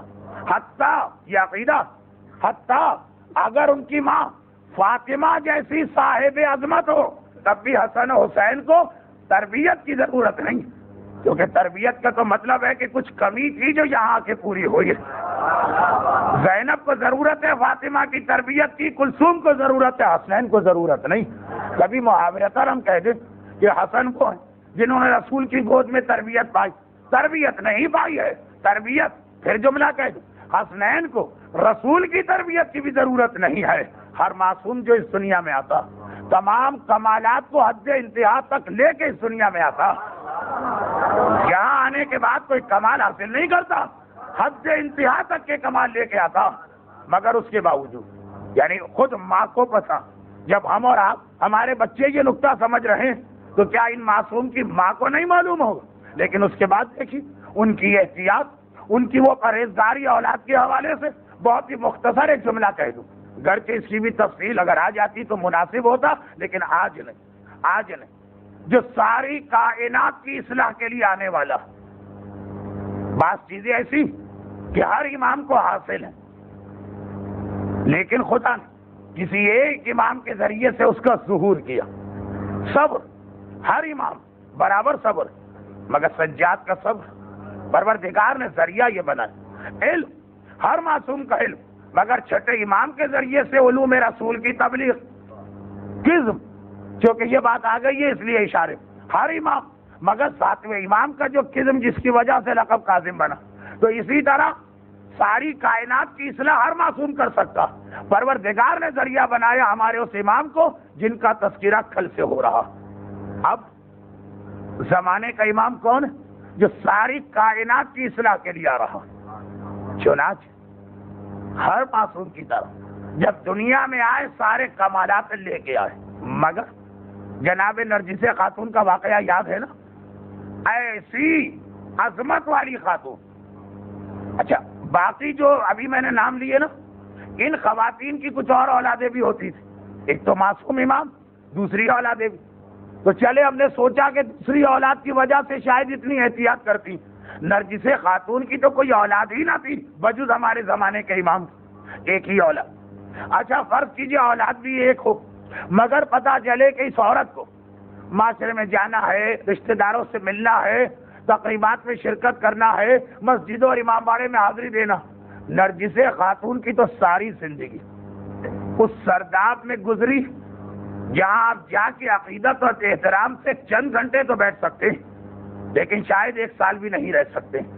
یعنی اتنا چھوٹا وہ تہہ خانہ جو آج بھی سامرہ میں 10ویں اور 11ویں امام کے روضے کے صحن میں موجود، نرجس خاتون روم کی شہزادی جب 10ویں امام کے گھر میں بہو بن کے آئی تو پہلے دن سے ہی وہ تہہ خانہ سرداب مقدس تھی، اور وہیں پہ ان کا انتقال ہوا اور وہیں قریب میں لے جا کے ان کو دفن کر دیا گیا۔ یعنی اولاد بھی کوئی اور نہیں ہے، صرف ایک، اور وہ ایک ہی ایسا ہے جو ساری کائنات کی اصلاح کرنے والا، یعنی اسے بھی اپنی ماں کی ضرورت نہیں۔ اور اگر کوئی کہے کہ نہیں بھائی بہرحال ماں کی ضرورت تو سب کو ہے، تو یاد رکھیے گا ہمارے زمانے کے امام پیدا ہوتے تیسرے دن ہی وہ مرغان سفید پرندے لے کے امام کو چلے گئے تھے، جس کے بعد ایسی غیبت شروع ہوئی، پھر آتے رہے جاتے رہے، مگر ایسی غیبت پیدائش کے تیسرے دن سے شروع ہو گئی کہ ماں سے بھی ملاقات نہیں ہوتی۔ بابا کے پاس آتے ہیں چلے جاتے ہیں، اور بابا کے پاس اس لیے آتے ہیں کہ 11واں امام مخلص شیعوں کو باری باری زیارت کروا رہا، دیکھ لو کل کو یہ تہمت نہ لگا دے کہ بے اولاد کم ہے، اس لیے ماں کے پاس نہیں آتے۔ یعنی نرجس خاتون سے ظاہری اعتبار سے رشتہ کٹ گیا ولادت کے تیسرے دن، ساری زندگی نرجس کی ایک سرداب میں گزرنے والی، نہ رشتہ دار، نہ عام مومنین، نہ خوشی کی محفل، نہ غمی کی مجلس، کہیں نہیں۔ اس کے باوجود جس دن 10ویں امام کے گھر میں نرجس خاتون پہنچی، بڑے عجیب انداز سے پہنچی تھی نا۔ 10ویں امام نے کہا بیٹی دیکھ تو شاہی محل سے آئی اور اب تجھے میرے گھر میں رہنا، اور گھر کوئی بڑی بنگلہ کوٹھی ولا اپارٹمنٹ نہیں، یہ سرداب، راضی ہے ورنہ تیری مرضی۔ کہا کہ آقا راضی تھی تبھی تو اپنے نانا کا اتنا آرام دہ اور آسائشوں سے بھرا ہوا محل چھوڑ کے یہاں آئی۔ وہ پورا واقعہ اگر آپ کو یاد ہے تو آپ کو مزہ آ رہا ہوگا، ورنہ 2 منٹ کی زحمت۔ امام نے کہا اچھا پھر میں تجھے بشارت دیتا ہوں کہ پروردگار تیرے ذریعے سے اپنی اس آخری حجت کو اس طرح دنیا میں بھیجنے والا کہ تیرا بیٹا کائنات کا واحد شخص بنے گا کہ شرق سے لے کے غرب تک ساری دنیا میں اس کی حکومت ہو. ظاہری اعتبار سے پہلے 13 معصومین ظاہری اعتبار سے ان کو بھی ایسا اقتدار نہ ملا، مگر ایک شرط، اور وہ یہ کہ جا اور پہلے حلال و حرام کا علم حاصل کر کے آ. اپنی بہن کو بلایا، حکیمہ، بہن حکیمہ یہ میری بہو آ گئی ہے، میرے گھر میں رہنا چاہتی ہے، میرے پوتے کی ماں بننے والی، چنانچہ لے جاؤ اسے اسلام کے معارف تعلیمات سکھاؤ. کلمہ کس نے پڑھایا تھا؟ شہزادی فاطمہ زہرا. نکاح کس نے پڑھا تھا؟ رسول خدا نے. بلوایا کس نے تھا؟ 10ویں امام. شادی کس سے ہوئی؟ 11ویں. ماں کس کی بنی؟ 12ویں کی. ساری فضیلتیں اپنی جگہ، لیکن کہا جاؤ پہلے اسے اسلام کی تعلیم دو، پھر یہ اس گھر میں آئے گی. تاریخ میں یہ جملہ ریکارڈ ہے، حلال و حرام سکھاؤ پھر یہاں لے کے آؤ. وہ محترم خاتون فاطمہ کے ہاتھوں سے اسلام قبول کرنے والی، پہلے بھی کفر پہ نہیں تھی، عیسائیت پر تھی، اور پیغمبر کے ذریعے سے جن کا نکاح ہوا، اور 12ویں کی ماں 11ویں کی بیوی بنی. لیکن اور اس 12ویں کی ماں بنی جسے اپنی ماں کی تربیت تو چھوڑیں، ماں کی آغوش میں بھی نہیں رہنا ہے، صرف 3 دن کے بعد غائب ہو گئے. کہا کہ نہیں، اس کے بغیر کام نہیں چلے گا. تو ہماری عورتیں، یہ آپ کو پیغام، آپ تو صبح سے شام تک روزگار کے سلسلے میں لگے ہوئے، مگر یہ ذمہ داری ہے کہ اپنے گھر کی عورت کو جاہل نہ رہنے دیجیے. کیونکہ چھوٹی سی امانت، 100 درہم بھی اگر آپ کو کسی کے پاس رکھوانا تو پوری احتیاط کر لیتے. یہاں تو آپ اپنی آنے والی ساری نسلیں جس خاتون کے سپرد کرنے جا رہے ہیں، اول تو اسے لانے سے پہلے احتیاط ہو، اور اگر کسی طرح سے وہ آ گئی اور ویسی نہیں تھی جیسا اسلام چاہتا تو اب ویسا بنائیے. مرد کی ذمہ داری ہے عورت کو دیندار بنائے، عورت کی ذمہ داری ہے کہ مرد کی نسلوں کو دیندار بنائے. یہ کام ہے تو آپ کا ایک فریضہ ہے، عورت کے سینکڑوں فریضے. کتنے آرام سے بیٹھے، بیوی کے کہنے پہ ٹیلی ویژن لے آتے ہیں، فریج لے آتے ہیں، ڈش اینٹینا لے آتے ہیں، کیسٹوں کی دکان سے گانے اور فلموں کے کیسٹ لے آتے ہیں. یہ بھی میں عام بات کر رہا ہوں، اب تو خواتین خود ہی چلی جاتی ہیں، لیکن بہرحال جملہ تو یہی کہا جائے گا نا کہ یہ ساری چیزیں لے آتے ہیں. ارے بیوی کی خاطر جہاں اتنی ساری چیزیں آپ لے کے آ رہے ہیں، کہ اسلام اور دین کو بھی اپنے گھر میں لے کے آئیے، عورت کی وہ تربیت کیجیے. آپ کی صرف ایک ذمہ داری ہے، باقی سارا کام اس کے حوالے. جیسی ہمارے یہاں عورتیں دین سے بے خبر ہو گئی، جبکہ یہ میں نے آخری حجت خدا کے حوالے سے کہا کہ جن کی ماں کو معاشرے میں بظاہر کوئی فریضہ انجام نہیں دینا، کہ یہ بھی پہلے معرفت اسلام پہ اس گھر میں آئی، پہلے معصوم، اور وہاں چلی اللہ کا رسول. یہ اس امام کی بات ہے جو دنیا میں اسلام پھیلائے گا، اور دنیا میں اسلام لے کے کون آیا؟ اللہ کا رسول. اس نے بھی جب تبلیغ شروع کی، ہم نے کہا نا کہ آپ اپنی عورت ایسا بنائیے کہ آپ کی نسلوں کو مسلمان بنا دیں. اللہ کا رسول جب اسلام پھیلا رہا، کیا اکیلے نہیں پھیلا سکتا تھا؟ پھیلا سکتا. لیکن آپ خود بتائیے، اگر خدیجہ طاہرہ کا ساتھ نہ ہوتا، 2 اعتبار سے، ایک وہ ذہنی سکون خدیجہ نے پیغمبر کو دیا کہ مرتے دم تک اللہ کے رسول نے اس طرح سے خدیجہ کو یاد کیا کہ بعض دیگر خواتین کو جلن و حسد ہونے لگی. اے اللہ کے رسول، انہیں مرے ہوئے 10 سال ہو گئے، کب تک یاد کریں گے؟ جبکہ اللہ نے آپ کو زیادہ بہتر بیویاں دے دی. رحمت للعالمین رسول کو اتنا غضبناک کبھی نہ دیکھا گیا جتنا آج نظر آ رہے ہیں. صحیح مسلم کی روایت، کہا یہ تم نے کیا کہہ دیا؟ خدا کی قسم، خدیجہ سے بہتر چھوڑو، خدیجہ کے برابر بھی مجھے کوئی عورت نہیں ملی. جب ساری دنیا مجھے جھٹلا رہی تھی تب وہ میری تصدیق کر رہی تھی.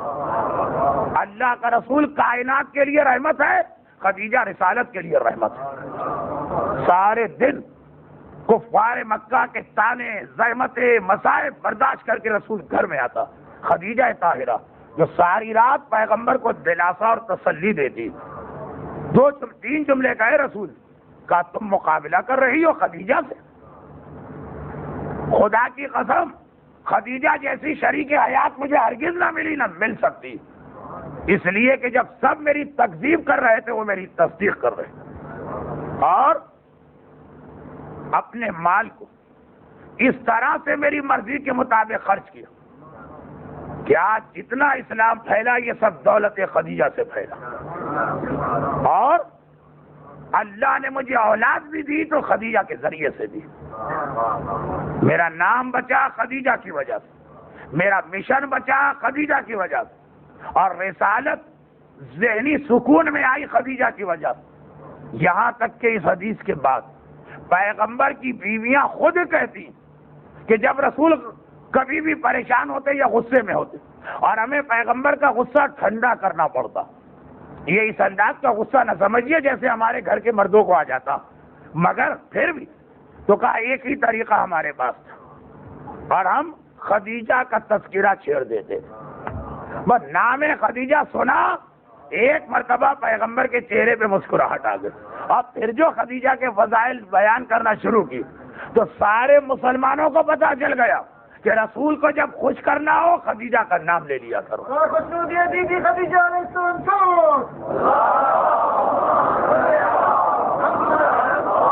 ہم کون ہیں؟ ہم خدیجہ کی اولاد ہیں۔ ام المومنین کا لقب اگر سب سے زیادہ سجتا ہے کسی پر تو وہ خدیجہ طاہرہ پہ سجتا ہے۔ واقعاً خدیجہ ہماری ایسی ماں ثابت ہوئی کہ آج ہم کلمہ بھی پڑھ رہے تو خدیجہ کی برکت سے، اور قیامت میں ہمیں شفاعت بھی ملے گی تو خدیجہ اور اولاد خدیجہ فاطمہ زہرا کی برکت سے۔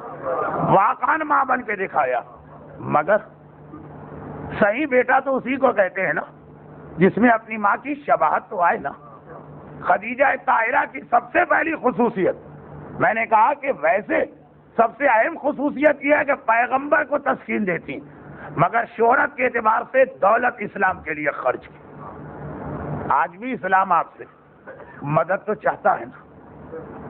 مختصر سی بات، شارجہ کے مومنین، بس یہ آخری جملے ہیں، 1 گھنٹے سے 10 منٹ زیادہ ہو گئی ہے گفتگو، لیکن میرے بیان کو ابھی 58 منٹ ہوئے اور مصائب اس جملے کے بعد شروع ہو رہے ہیں۔ شارجہ کے مومنین ایک اعتبار سے ہندوستان اور پاکستان میں سالوں سے رہنے والے مومنین سے زیادہ خوش قسمت ہے۔ وہ دولت اور روزگار کے حوالے سے بات نہیں کر رہا ہوں، وہ تو آنی جانی چیز، اس حوالے سے کہ آزاداری اور ایام اعظم جو لطف یہاں پہ آتا، ایسے ایسے علماء اور ذاکرین اور خطبہ کا بیان آپ سنتے، اگر آپ کراچی میں ہوتے تو ہندوستان تو چھوڑیں، پاکستان کے بھی دیگر علاقے کے علماء کے بیان سے محروم رہتے، لاہور میں ہوتے، ملتان میں ہوتے، حیدرآباد دکن میں ہوتے، لکھنؤ میں ہوتے، یہاں ایک ایسی صف اعضا قائم ہو گئی کہ ہندوستان اور پاکستان کے ہر علاقے کے علماء کرام کا بیان آپ بڑے آرام اور اطمینان کے ساتھ سنتے۔ خدا ان صاحبان ایمان کو بھی سلامت رکھے۔ اور جب یہ بات آ گئی تو 2-3 مختصر دعائیں ابھی کرا لوں کیونکہ مصائب کے بعد تابوت برآمد ہوگا، دعا کا وقت نہیں ہوگا۔ ایک مومن کے شیرخوار صاحبزادے ایسی بیماری میں مبتلا کہ بظاہر میڈیکل سائنس میں اس کا کوئی علاج نہیں، مگر شفا دینے والی میڈیکل سائنس نہیں، وہ پروردگار عالم۔ یہاں اظہار مایوسی ہو جائے لیکن خدا کے یہاں کسی چیز کی کمی نہیں۔ پروردگارہ تجھے بیماری سجاد کا واسطہ ان برادر محترم کے ان شیرخوار صاحبزادے کو اور دیگر جتنے بھی ہمارے بیمار ہیں سب کو شفا کاملہ عطا فرما۔ روزگار کے حوالے سے اور امتحان کے حوالے سے بعض صاحبان ایمان آج کل میں یا انہی تاریخوں میں کچھ انٹرویوز یا امتحان میں شریک ہو رہے ہیں۔ اسلام خالی آخرت کی بات تو نہیں کرتا نا، ربنا آتنا فی الدنیا حسنہ بھی، یہ بہت پریشان ہے۔ پروردگارہ اہل بیت اطہار کے امتحان کا واسطہ صاحبان امتحان ایمان جس قسم کے امتحان میں اس وقت شریک ہو رہے ہیں انہیں دنیا اور آخرت کے ہر امتحان میں کامیاب فرما۔ روزگار کے حوالے سے جو لوگ پریشان ہیں پروردگارہ تجھے سکینہ کی بھوک اور پیاس کا واسطہ صاحبان ایمان کی اولادوں کو روزگار کی ہر پریشانی سے محفوظ فرما۔ دولت خدیجہ کا بیان سننے والوں بھائی ایک خیال کرنا، جب اللہ کا رسول بھی اسلام کو ظاہری اعتبار سے دولت خدیجہ کے بغیر نہ پھیلا سکا، ظاہری اعتبار سے، تو یہ صف عزا ہو، یہ عزا خانے ہو، یہ امام بارگاہیں آپ سے تعاون اور کمک تو چاہتی ہیں۔ ہر شخص یہ سوچے جنہوں نے یہ صف عزا بچھائی اور اس کے لیے اتنے قربانیاں دے رہے، وہی کتنا بڑا کریڈٹ ہے، لیکن یہ سلسلہ چل کیسے رہا؟ یقیناً اسے چلانے والا پروردگار ہے۔ وہی جملہ میں کہتا ہوں جو بعض ارباب مقاتل نے شب عاشور کے حوالے سے لکھا کہ جب مولا حسین نے بار بار کہا کہ اے میرے صحابیوں چلے جاؤ، یہ میرے خون کے پیاسے ہیں، چلے جاؤ، یہ تمہیں کچھ نہ کہیں گے، بار بار کہا، تو ہر ایک نے ایک جواب دیا۔ ایک جواب یہ بھی آیا کہ مولا آپ بالکل صحیح کہہ رہے ہیں، ہمیں چلے جانا چاہیے، اس لیے کہ آپ کو ہماری ضرورت نہیں، لیکن مولا ہم تو آپ کے محتاج ہیں، ٹھوکریں مار کے بھی آپ نکالے تو ہم واپس پلٹ کے یہیں پہ آئیں گے۔ مولا حسین نہ حبیب کے محتاج تھے نہ مسلم ابن اوسجا کے، انہوں نے کہا کہ ہم آپ سے محتاج، صف عزا اور ہماری عزاداری کسی کی محتاج نہیں۔ اسے پروردگار چلا رہا اور اس لیے چلا رہا کہ صف عزا بچھانے والی فاطمہ، صف عزا کو پھیلانے والے سجاد و زینب کبریٰ۔ لیکن آدمی خود یہ سوچے کہ یہ ہماری محتاج نہیں ہے، ہماری عزاداری، ہم اس کے محتاج ہیں۔ ہماری برکتیں، ہمارے مسائل کا حل، ہماری بیماریوں کا اختتام، ہماری روزگار کی پریشانیاں، ہماری اولاد کی سلامتی، یہ سب اس صف عزا سے آپ کو ملے گا۔ شرط یہ ہے کہ آپ کبھی کچھ تعاون، یہ سمجھ کے کوئی مدد کا خیال نہ کرے کہ بھائی وہ مجلسیں کم ہو جائیں گی، صف عزا کی رونق ختم ہو جائے گی۔ جسے دعائے فاطمہ زہرا حاصل ہو، اسے یزید ختم نہ کر سکے تو آج کے زمانے میں کون ختم کرے گا؟ مگر اپنے آپ کو اس کا محتاج سمجھیے۔ جتنی برکتیں آپ کو پروردگار سے چاہیے وہ لینا ہے تو اس دروازے کے ذریعے سے جائیے، اس راستے کے ذریعے سے جائیے۔ بانیان منتظمین امام بارگاہ کی خصوصی درخواست تھی۔ دنیا کے بعض علاقوں میں رواج ہوتا کہ چند جملوں کے بعد پھر لوگ یعنی والنٹیئر چادریں لے کے آتے بھی، میں نے اس کو روک دیا، کہا نہیں، ضرورت نہیں ہے کہ کسی مومن اس انداز سے ٹوپیاں رکھ کر یا چادریں پھیلا کر ہی مجبور کیا جائے کہ وہ کوئی خدمت کرے۔ ہر مومن اپنے دل سے جانتا، جنہیں احساس ہے وہ جاتے جاتے آج یا کل آنے کے بعد خود ہی ٹیبل و کرسی موجود ہے، لوگ بیٹھے ہیں، اپنا فریضہ ادا کریں گے۔ تو میں اتنی سی بات جانتا ہوں کہ میں نے صف عزا کی خدمت کرنے والوں خاص طور پر مالی اعتبار سے نہ کبھی پریشان پایا اور نہ کبھی روزگار کی دائمی پریشانی میں مبتلا پایا۔ وقتی مسئلے آتے رہتے، کتنے ہی کاروبار صرف اتنا عہد کر لیا کہ جو ملے گا اتنا فیصد سیدھا امام حسین کے نام پہ جائے گا۔ کیا برکتیں دی ہیں پروردگار نے؟ کیوں یہ صف عزا بار بار میں نے کہا کسی معمولی شخصیت کی بچھائی بھی نہیں ہے۔ حسین کی شہادت سے پہلے حسین کی ماں مجلسیں کرتی آ رہی اور حسین کی شہادت کے بعد حسین کی بہن کو دیکھی۔ کربلا میں قافلہ روانہ ہونے سے پہلے واہ حسینہ کی صدائیں بلند ہو گئی، صف عزا پہ کوفے کے بازار میں پہنچے، واہ حسینہ کا ماتم ہوا۔ شام کے دربار میں پہنچے، واہ حسینہ اور واہ عباسہ کی فریاد بلند ہوئی۔ زندان شام میں 1 سال رہے، ایک ہی آواز اس قید خانے سے آتی ہے، ہائے میرا ماجایا، ہائے میرا بھائی عباس، ہائے میرا بیٹا اکبر۔ مگر ایک عجیب بات یہ، اس میں توہین کا پہلو مت لیجیے گا، اگر میرے جملے واضح نہ ہوئے تو وقت کی کمی کی وجہ سے شاید میں بدتمیزی کر گیا۔ مگر ابتدا میں جب یہ صف عزا بچھائی گئی تو عام لوگوں تک حسینیت کا پیغام سجاد کے ذریعے کم پہنچا، زینب کے ذریعے کم پہنچا، سکینہ کے ذریعے سے زیادہ پہنچا۔ میں سجاد و زینب کی نعوذ باللہ توہین نہیں کر رہا ہوں۔ پروردگار نے دو شخصیتوں کو ایک ایسا مظلومیت کا پیکر بنا دیا جو سنگ دل کسی بات سے متاثر نہ ہوئے، یہ دو شخصیتیں انہیں بھی رلا گئی۔ ایک کا نام ہے ششماہا علی اصغر، کربلا کے میدان میں یزیدیوں تک کو رونا آ گیا اصغر کی معصومیت و مظلومیت دیکھ کر، اور دوسری کا نام ہے سکینہ۔ اور عجیب بات یہ، عجیب بات، کربلا میں عورتوں نے وہ ذمہ داری ادا کی جو آج کی مجلس کا آخری حصہ تھا۔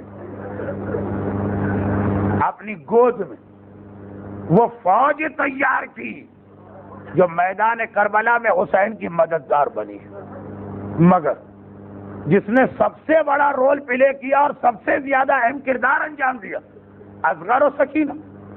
ان کی ماں کربلا کی واحد خاتون تھی جو سب سے زیادہ مایوس نظر آ رہی ہے۔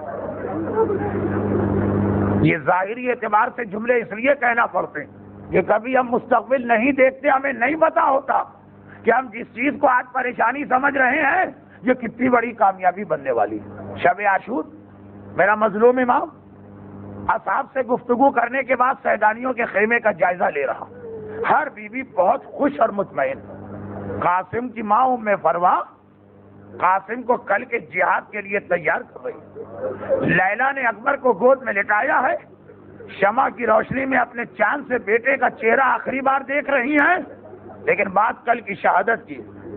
زینب نے تو انو محمد کو اس انداز سے بٹھا دیا کہ ایک کو ان کے دادا جعفر طیار کا امامہ پہنا دیا اور ایک کو ان کے نانا حیدر کرار کا امامہ پہنا دیا۔ کل کے حوالے سے بچوں کو کبھی جعفر طیار کی جنگ موتا کی شہادت بتا رہی ہے اور کبھی حیدر کرار کے خیبر کے فتح کا حالات بیان کر رہی ہے، مگر ہر خیمہ خوش، ایک خیمے سے رونے کی آواز آ رہی۔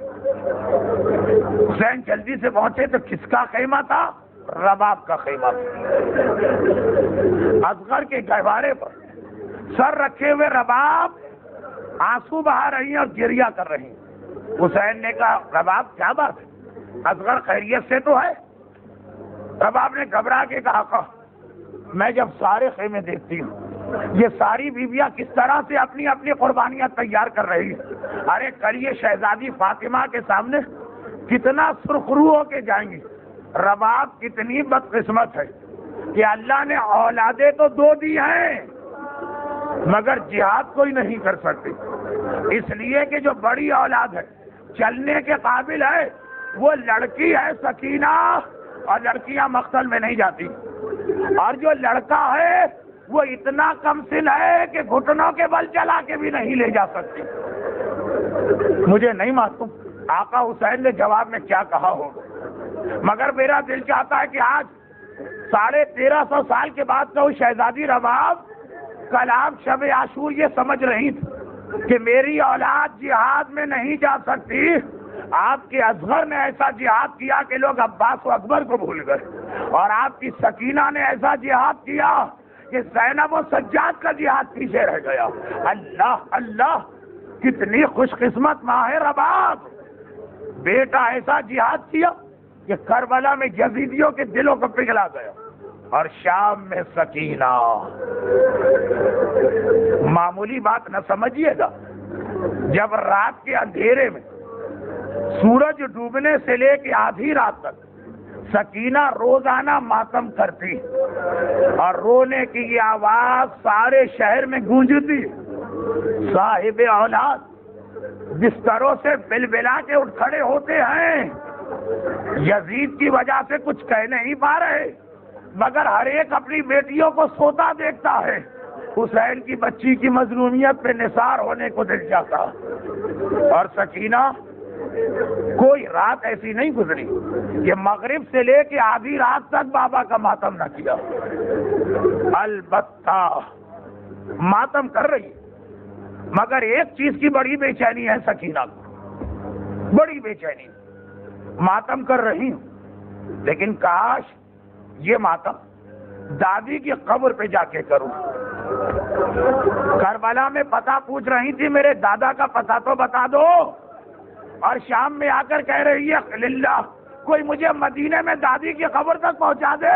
سکینہ دادی کی قبر پہ بیٹھ کے ماتم کرنا چاہتی ہے۔ یہی وجہ کہ روزانہ رات کو ماتم شروع ہوتا ہے، اس سے کچھ پہلے، ماتم شروع کرنے سے پہلے سکینہ ایک سوال ضرور کرتی، اور یہ سوال عام آدمی سے نہیں کرتی، امام زمانہ سے کرتی ہے اس زمانے کی، اور وہ امام ہر سوال کا جواب دے سکتا، ننھی بہن کے سوال کا جواب نہیں دے سکتا۔ میرے مولا سید الساجدین، آپ کی مظلومیت پہ ہم لوگ نثار، وہ امام زمانہ ہے، ہر ایک کے سوال کا جواب دے سکتا، مگر ایسا سوال ننھی بہن کرتی ہے، بہن کے سوال کا جواب مولا سجاد کے پاس بھی نہیں۔ کون سا سوال؟ مغرب سے کچھ پہلے آسمان پہ نگاہ ڈالتی ہے سکینہ، قید خانہ تو بغیر چھت کا ہے نا، پرندوں کے جھنڈ اڑتے جا رہے ہیں۔ ہر شام سجاد بھیا یہ پرندے کہاں جا رہے ہیں؟ جواب ملتا ہے بہن سکینہ شام ہو گئی ہے، اپنے گھروں کی جانب جا رہے ہیں۔ تڑپ کے کہتی ہے بھیا سجاد وہ دن کب آئے گا کہ میں بھی اپنے گھر جاؤں گی؟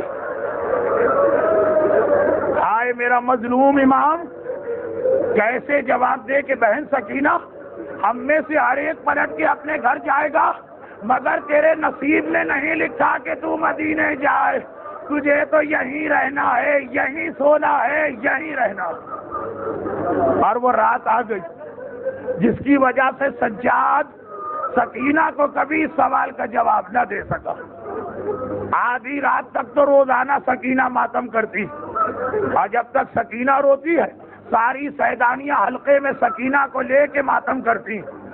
آدھی رات کا وقت آ گیا، سکینہ کے سونے کا وقت آ گیا، ننھی بچی جا کے سو گئی، بیویاں بھی ایک ایک کر کے لیٹی، سب کو نیند آ گئی، سب سے آخر میں زینب لیٹتی ہے۔ ابھی زینب کو نیند نہیں آئی تھی کہ دیکھا سکینہ دوبارہ اٹھ گئی ہے، اور ایک مرتبہ چاروں طرف دیکھ کے سر پیٹنے لگی، میرا بابا کہاں چلا گیا، میرا بابا کہاں چلا گیا؟ زینب اٹھی، کہا سکینہ ہر رات کو ماتم کرتی اور ہم تجھے بتا چکے، اب یہ دوبارہ کیوں اٹھ گئی؟ کہا پھوپھی اماں میں وہ بات نہیں کر رہی، بہت یاد آ رہی تھی سکینہ کو دادی فاطمہ، ہر رات کو کہتی تھی کب جاؤں گی مدینے۔ اب سکینہ کی بات سنی، آدھی رات کو دوبارہ اٹھ گئی، کہا پھوپھی اماں وہ روزانہ کی بات نہیں کر رہی، ابھی میں لیٹی میری آنکھ لگ گئی، خواب میں میں نے دیکھا میرا بابا حسین آیا ہے، اور بابا اکیلے نہیں آئے ہیں، بابا کے ساتھ میری دادی فاطمہ زہرا بھی آئی ہے۔ میں نے دادی کو سلام کیا، بابا سے کہا بابا اتنے دنوں بعد آئے ہو، اپنی سکینہ کو بھول گئے؟ بابا نے کہا سکینہ تیری دادی تجھے لینے آئی ہے، چلنے کی تیاری کر، آج تو ہمارے پاس آئے گی۔ پھوپھی اماں میرا بابا یہ وعدہ کر کے کہاں چلا گیا؟ زینب امام نہیں ہے مگر علم امامت کی وارث گھبرا گئی یہ جملہ سن کے، گھبرا کی آواز دی بہن کلثوم، ارے رقیہ، ارے رباب، ارے فروا، ارے لیلا ذرا جلدی سے اٹھو۔ سیدانیاں جلدی سے بیدار ہو گئی، شہزادی کیا بات؟ کہا سنو میری بچی کیا کہہ رہی ہے۔ ارے ہر ایک سمجھ گیا اس جملے کا مطلب کیا ہے، بابا مجھے لینے آیا، دادی مجھے لینے آئی، سب سمجھ گئے۔ ایسا لگ رہا ہے سکینہ دنیا سے جانے والی۔ بیویوں نے سکینہ کو گھیرے میں لیا، روزانہ حسین کا ماتم ہوتا تھا، آج سکینہ کا ماتم شروع ہو گیا۔ ہاں ایک جملہ تو کہنا بھول گیا، آدھی رات تک سکینہ جاگتی، زینب جاگتی، سیدانیہ جاگتی، مگر ساتھ میں یزید بھی جاگتا رہتا۔ یہ رونے کی آواز محل سے ٹکراتی ہے، اسے بھی نیند نہیں آتی، جب سب سو جاتے ہیں تب اسے نیند آتی۔ اب آدھی رات کے بعد دوبارہ ماتم شروع ہو گئے، یہ آواز یزید کے محل تک پہنچی، گھبرا کے اٹھ بیٹھا، آنکھ کھل گئی، غلاموں کو بلایا، کنیزوں کو بلایا، یہ شور کیسا؟ کہا کہ آج وہ بچی آدھی رات کے بعد بھی رو رہی، سر پکڑ کے کہتا ہے ارے میری نیند بڑی مشکل سے مجھے چند گھنٹے ملتے ہیں، آج اس نے یہ نیند بھی ضائع کر دی، جاؤ اسے روکو، جاؤ اسے روکو۔ ایک سوال وہ تھا جس کا جواب سجاد کے پاس نہیں تھا، بھیا ہم کب جائیں؟ اور ایک یہ حکم ہے جس کا جواب کسی غلام کے پاس نہیں۔ یزید نے کہا جا کے روکو، سب نے ہاتھ جوڑ لیے، کہا حاکم ہر حکم پہ عمل کر سکتے، اس پہ عمل نہیں کر سکتے۔ کیوں؟ کہا کیسے عمل کر، کیسے روکے؟ سختی کرتے، کبھی تماچے لگاتے، اس کا رونا اور بڑھ جاتا ہے، عباس چچا میرے تماچے لگ رہے ہیں، میری مدد کو آ جاؤ۔ کیسے روکے؟ اگر کوڑے مارتے ہیں، کمر پکڑ کے کہتی ہے بابا ذرا اپنی سکینہ کی حالت کو دیکھو، کیسے روکے؟ یزید نے کہا تو میری نیند؟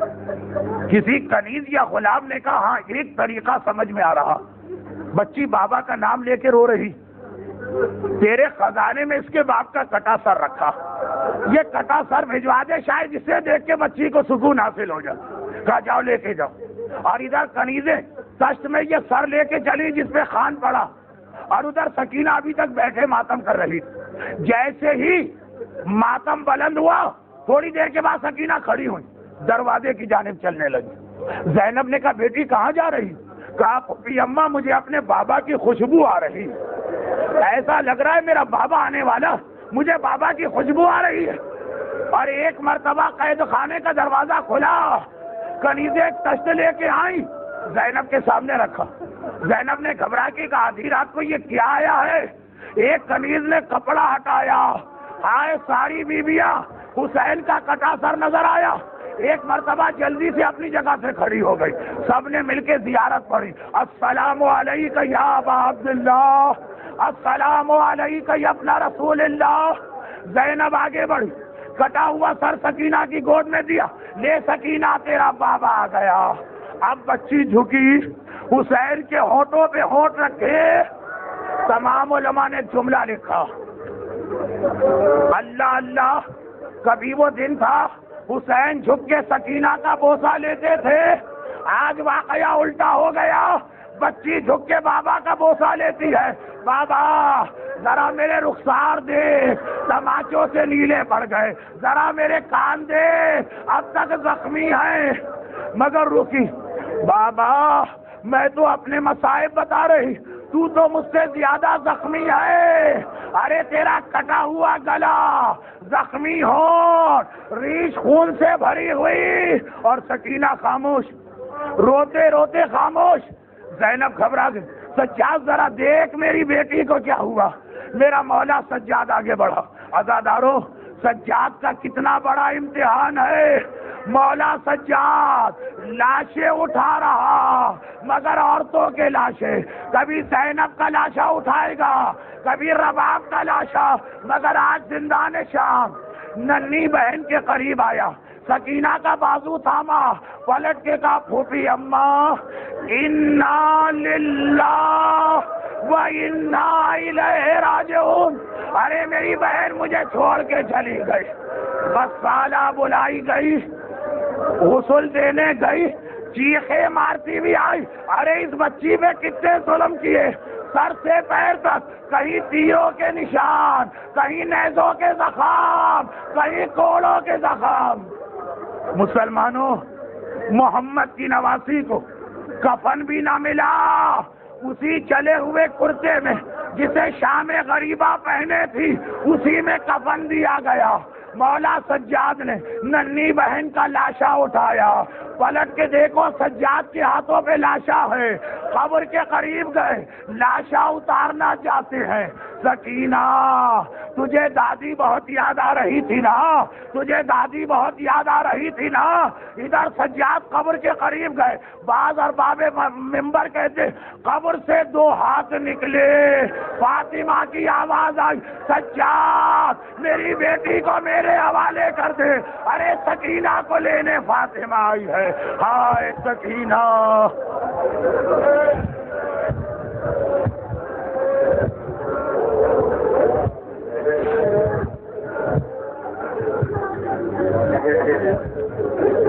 سکینہ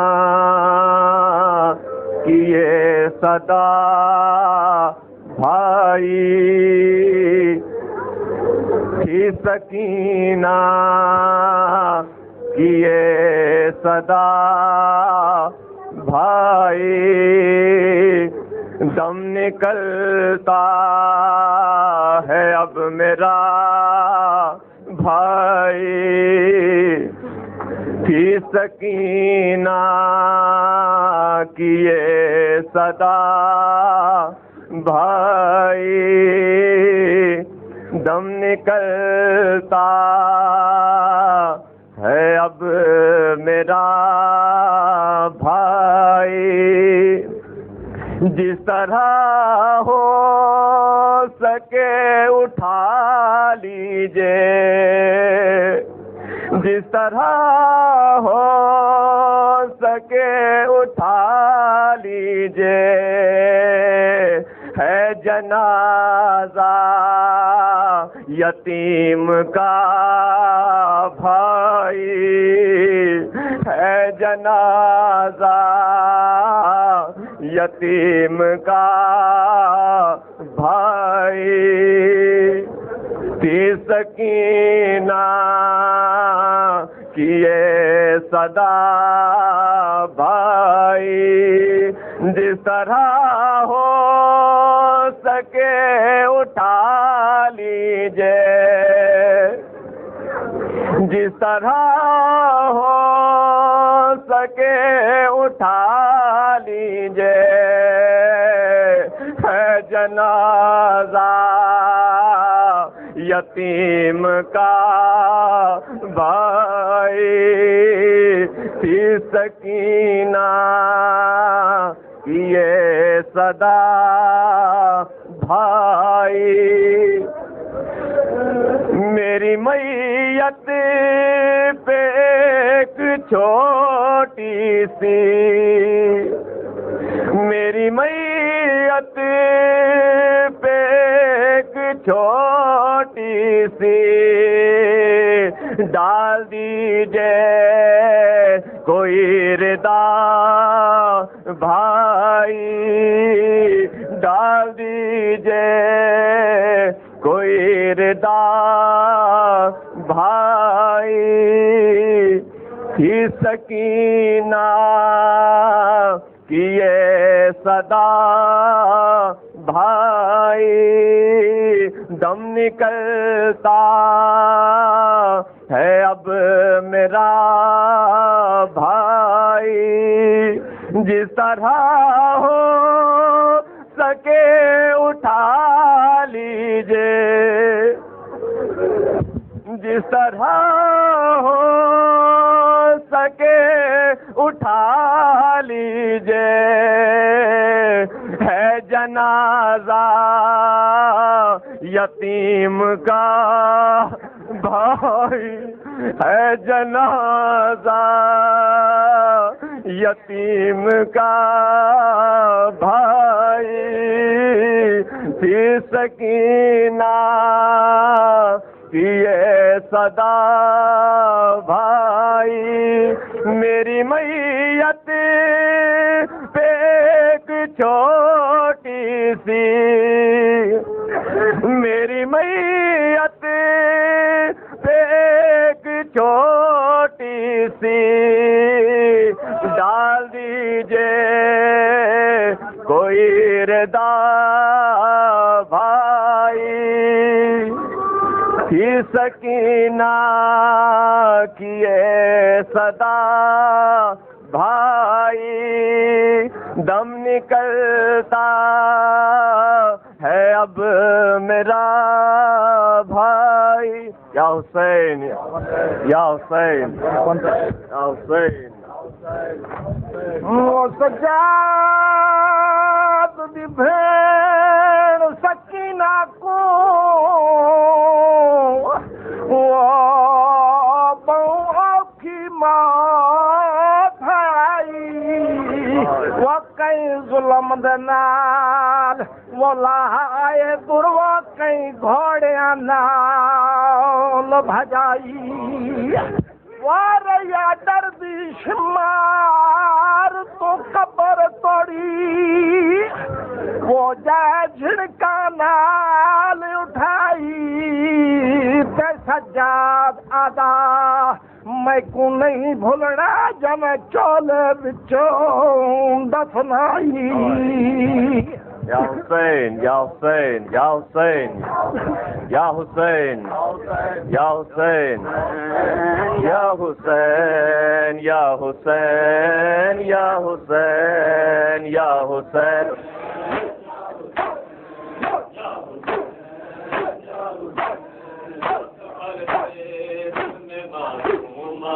تو کیسے آئی بات پردیس میں معصومہ تو کیسے آئی بات پردیس میں معصومہ تو کیسے آئی بات پردیس میں معصومہ تو کیسے آئی بات پردیس میں معصومہ تو کیسے آئی بات پردیس میں معصومہ تو کیسے آئی بات پردیس میں معصومہ تو کیسے آئی بات پردیس میں معصومہ تو کیسے آئی بات پردیس میں معصومہ تو کیسے آئی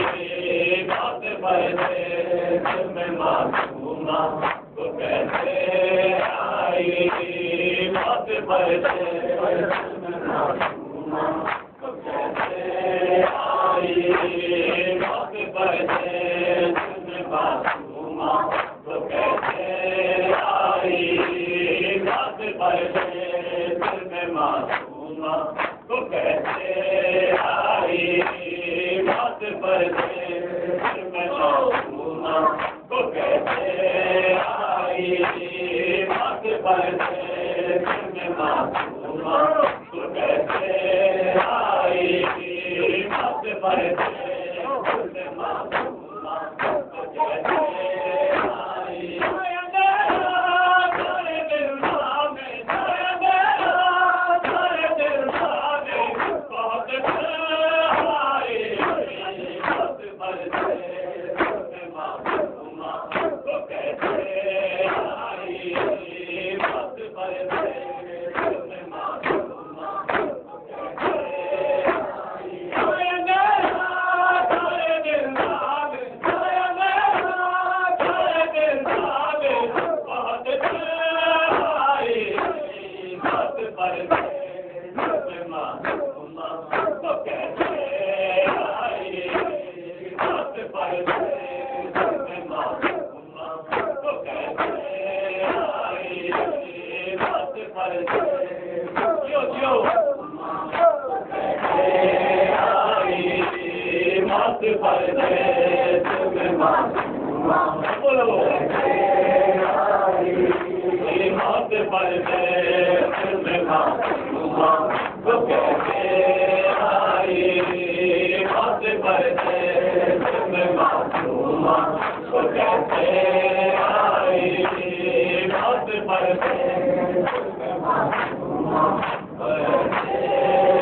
آئی بات پردیس میں معصومہ تو کیسے آئی بات پردیس میں معصومہ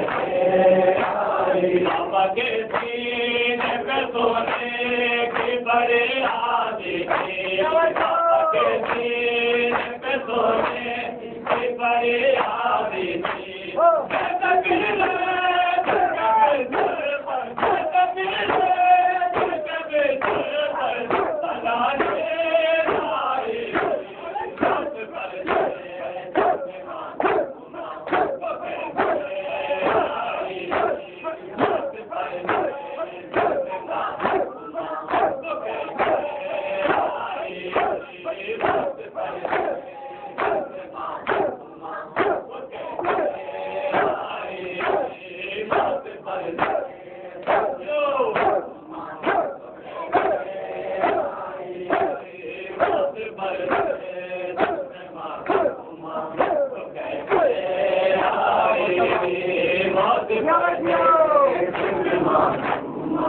کو کیسے آئی بات بردے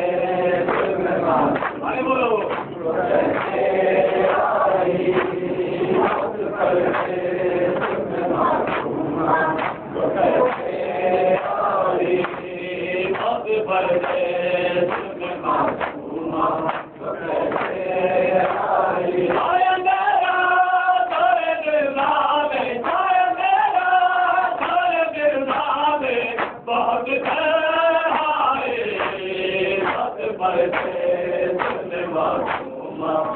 کیسے آئی بات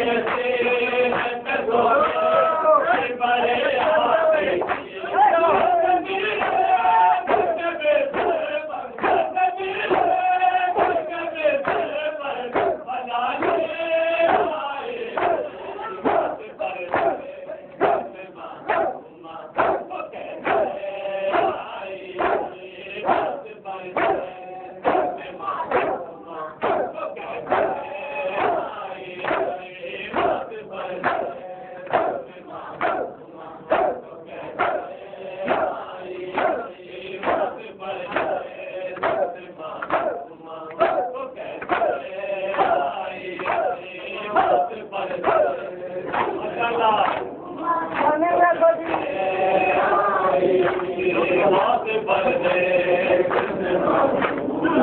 کو کیسے آئی بات بردے